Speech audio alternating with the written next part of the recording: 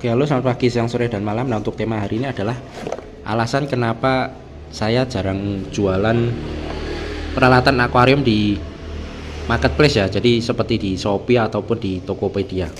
Nah, ini ada 3 hal yang menjadi pertimbangan saya untuk tidak menjual peralatan akuarium. Jadi peralatan akuarium itu contohnya seperti ini ya. Ini ada power head, kemudian ada lampu,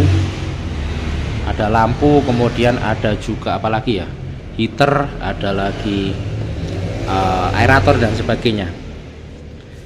Nah, itu adalah contoh dari peralatan akuarium. Nah, di toko saya, terutama yang di marketplace, itu jarang sekali saya menjual peralatan tersebut secara online. Jadi saya akan sebutkan alasannya.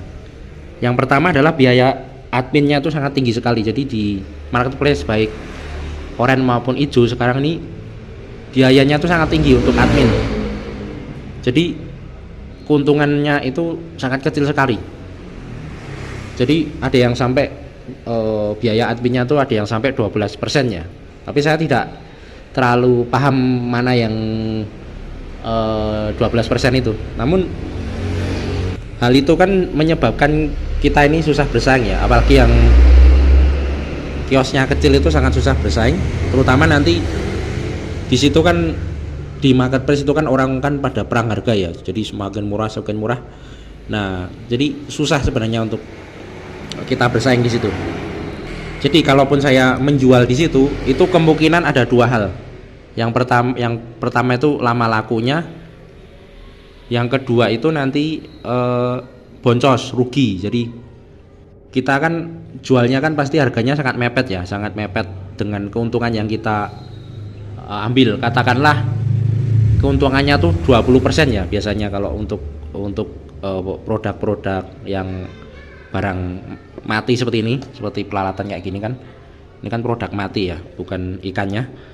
Nah, itu biasanya keuntungan yang diambil itu paling tinggi itu biasanya 20%. Nah, misalnya biaya adminnya 12%, berarti kita hanya dapat 8% saja biaya untungnya itu. Belum lagi nanti kepotong biaya packingnya juga harus, misalnya kalau yang harus ngantar juga ke drop point-nya itu berarti kita harus menyisihkan uang untuk beli bensin juga buat antar paket ke sana. Jadi kalau menurut saya itu sangat kecil sekali keuntungan. Jadi kalaupun ada barang-barang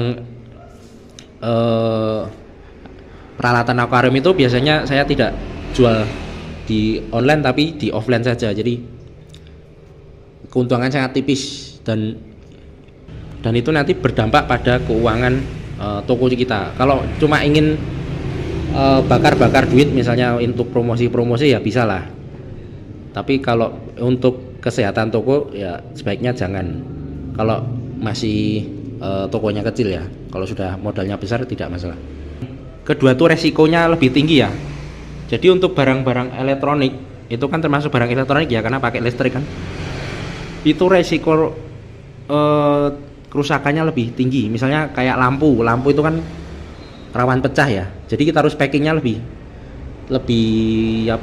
bagus lagi. Jadi membutuhkan ekstra tambahan dana lagi untuk membeli packingan barang itu. Jadi harus beli gabus, beli kardus dan sebagainya. Kemudian juga resiko kerusakan di pengiriman itu juga tinggi, misalnya kebanting-banting, keinjak. Jadi namanya juga elektronik kan, tahu-tahu nanti barangnya rusak. Nah, itu malah resiko. Harus nanti, belum lagi kalau pembelinya tidak puas kemudian dikembalikan lagi kan. Nah, kita juga harus menanggung ongkos kirimnya itu, ongkos kirim pengembalian barang itu biasanya. Kalau misalnya pembelinya komplit, tahu-tahu barangnya rusak kan karena elektronik, jadi sangat rawan sekali. Yang ketiga tuh butuh modal besar untuk ulaan peralatan akuarium tersebut. Jadi kalau cuma modal 1 juta atau misalnya di bawah 5 juta lah, itu pasti dapatnya dikit banget nanti. peralatan-peralatan akuarium itu pasti nanti hanya dapat sedikit dan lama muternya, karena memang peralatan akuarium ini lama mutarnya. Orang lebih condong membeli ikan atau membeli pakan untuk di toko saya ini. Sementara jarang banget orang yang mencari peralatan-peralatan akuarium seperti lampu, seperti itu. Memang ada 1-2 tapi itu sangat jarang. Jadi kalau cuma modal 1 jutaan itu sangat apa ya, sangat kurang, karena hanya dapat berapa biji aja itu kan. Nah kalau saya mendingan 1 juta itu saya putar untuk ke hal-hal yang lain, misalnya untuk membeli apa ya, indukan ikan. Nanti ikan itu diternak kemudian diperbanyak anakannya yang dijual. Jadi kalau saya lebih milih itu karena untungnya lebih besar dan resikonya lebih kecil.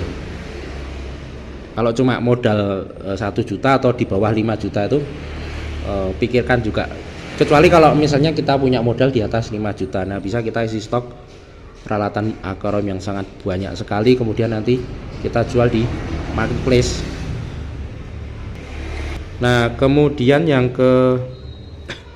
terakhir ini, kenapa saya tidak menjualnya itu peralatan akuarium itu di marketplace itu, karena kalah bersaing. Jadi hitungannya kita kan cuma reseller kecil ya, jadi reseller kecil itu sudah mungkin minimal orang ketiga yang mengambil barang tersebut. Jadi barang itu kan katakanlah lampu itu kan berasal dari pabrik ya, ini pabrik. Kemudian pabrik itu nanti diambil oleh yang tempat kita kulaan tersebut. Nah tempat kita kulaan baru mengantar barang tersebut ke tempat kita. Jadi ada 2 langkah ya. Nah dari 2 langkah tersebut itu sudah pasti harganya naik. Misalnya dari yang di sini misalnya harganya 20 lah. Nah sampai ke tengkulaknya itu jadi 25 misalnya. Nah mau tidak mau sampai ke kita harus kita jual di atas harga 25, bisa 28 atau 29 atau 30. Otomatis itu kan nanti susah bersaing ya.